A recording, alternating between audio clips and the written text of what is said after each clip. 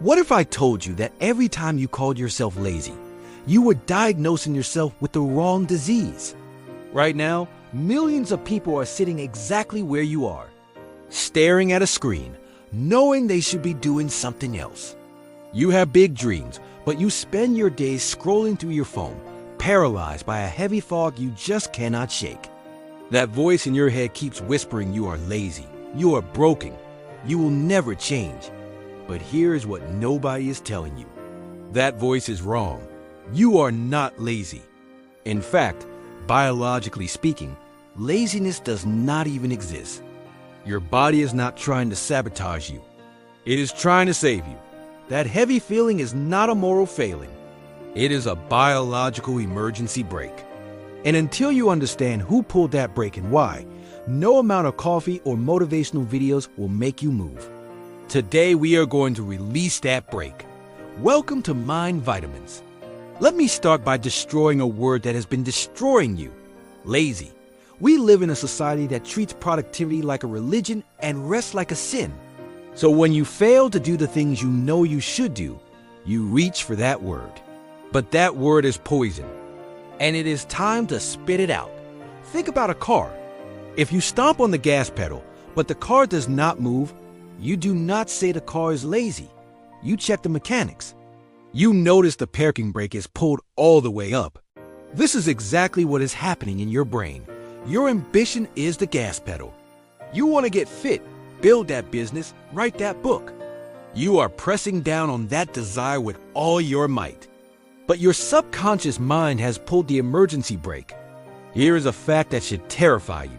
The word lazy is not a medical term. No doctor will ever write lazy on your chart. You know what they will write: depression, anxiety, chronic fatigue, burnout, inflammation, sleep deprivation. There are dozens of real conditions that cause the exact symptoms you are calling laziness. And every single one has a solution. Laziness is your brain screaming that something is wrong. It is the check engine light on your internal dashboard. If you ignore that light and just yell at yourself to try harder, you are making it worse. Neuroscience tells us that what looks like laziness is a conflict between two parts of your brain: the prefrontal cortex, your inner CEO who plans for the future, and the limbic system, your inner toddler who just wants to feel safe right now. When the brake is engaged, it is due to one of three hidden systems. The first system is the biological power drain. Your brain burns through 20% of all the calories you consume. If your biology is off balance, your brain detects a fuel shortage and enters low power mode. You slept 5 hours. You skipped breakfast. You had coffee and a muffin. By noon, your blood sugar crashed. By 2, your brain is running on fumes. You sit down to work and nothing happens. Your mind goes blank. You think, I am so lazy. But you are not lazy. Your brain did the math. The task requires focus, creativity, problem solving, all extremely expensive in energy. Your brain determined you do not have enough biological currency to pay for it, so it refuses to start. It pulls the brake. Here is the part that will make you angry. This is fixable. Boringly, frustratingly fixable. The solution is sleep, 7 to 9 hours. The solution is stable blood sugar, protein with every meal. The solution is hydration. Your brain is 73% water. If you are dehydrated, your brain is literally shrinking. The solution is reducing inflammation. Studies show that chronic inflammation lowers motivation significantly because inflammation interferes with dopamine pathways in your brain. Dopamine is the fuel for motivation. It makes effort feel worth it. When inflammation blocks dopamine, your brain stops seeing the point of trying. You cannot think your way out of broken biology. Sometimes the cure for laziness is a glass of water and 8 hours of sleep. The second system is the perfectionism freeze. This does not feel like fear. It feels like apathy. But often we delay a task not because it is too hard, but because it feels dangerous to our identity. If you attach your self-worth to the outcome of your work, then the work becomes a threat. If you try and fail, your brain interprets that pain like physical injury. So to protect you from potential failure, your limbic system triggers a freeze response. This is why you clean the entire kitchen instead of sitting down to work. Cleaning is safe. You cannot fail at it. But your big goal is dangerous, unknown. This is why the most ambitious people are often the biggest procrastinators. They care so much that the pressure paralyzes them. Laziness is actually fear in disguise. If you believe that failing means you are a failure as a person, your brain will prevent you from trying. Because not trying is safer than trying and failing. This is the perfectionism trap. The third system is decision quicksand. Imagine working on a computer with 4,000 tabs open and pop-up ads every 10 seconds. That is your brain in a cluttered environment. Every time you look for a pen or wonder what to do first or ignore a notification, you spend willpower. Willpower is not a character trait. It is a finite biological resource. You wake up with a full tank, but every decision drains it.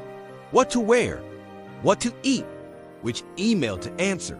By the time you sit down to do what actually matters, your decision-making battery is dead. This is cognitive overload. This is why the smartest people wear the same outfit every day.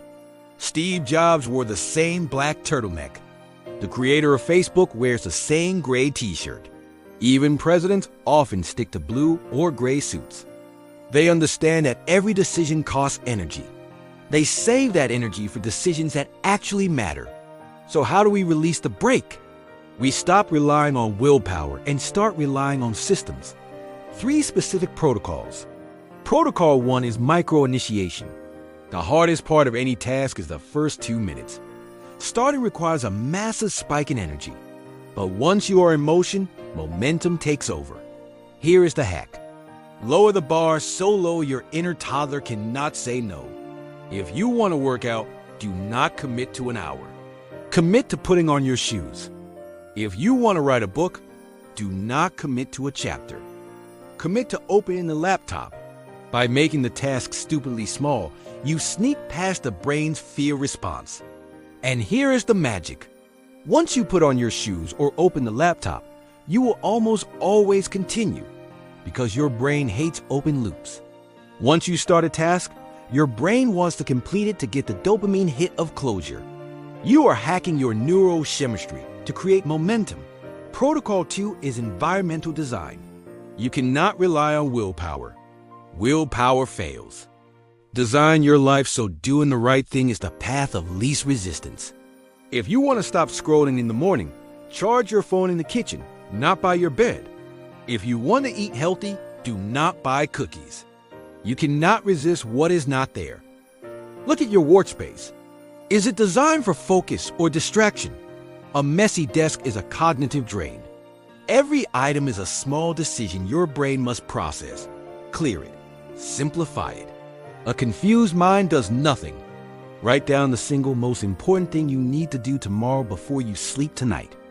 When you wake up, you do not think. You just execute. You save willpower for the work itself. Protocol 3 is the identity shift. This is the most powerful. Stop calling yourself lazy. Every time you say I'm lazy, you reinforce a neural pathway that makes it true. You train your brain to believe it. Words create reality. Separate your identity from your behavior. Instead of I am lazy, say I'm having a high-friction day or my body is asking for rest. This creates space to solve the problem. Talk to yourself like the person you want to become. Athletes do not say I'm trying to run. They say I'm a runner. Writers say I am a writer. When you shift your identity, your habits naturally follow to prove that identity right. Here is the truth. You have spent years beating yourself up, thinking if you were just harder on yourself, you would finally change. But shame is not fuel. Shame is an anchor. Realize your lack of motivation is just data, a dashboard light flashing. Do not smash the dashboard. Read the signal. Maybe you need sleep. Maybe you need to lower the stakes. Maybe you need to clear your desk. But know this, you are capable of incredible things. The fire inside you has not gone out. It is just buried under exhaustion and fear. Right now, I want you to do something. Pick one tiny thing. Not 5 things. 1. The smallest possible action. Maybe drinking a glass of water. Maybe writing 1 sentence. Maybe standing up and taking 5 deep breaths. Just 1 action. Do it right now, not later. Right now. Because the moment you take that tiny action, something shifts. The fog lifts. The brake releases. You prove you can move. Here's what I know about you. You would not have watched this far if you did not care. The fact you are still listening tells me everything. You are ready. You are capable. You just needed someone to tell you the truth. Laziness is not real. It is a symptom. And now you know how to treat it. Check your biology. Face your fear. Clear the path. The only question left is this. What are you going to do with that knowledge? Because knowledge without action is just entertainment. I did not make this video to entertain you. I made it to wake you up. You are not the person who stays stuck. You are the person who breaks free. So take that first step today, not because you have to, but because you can. Now go and drive.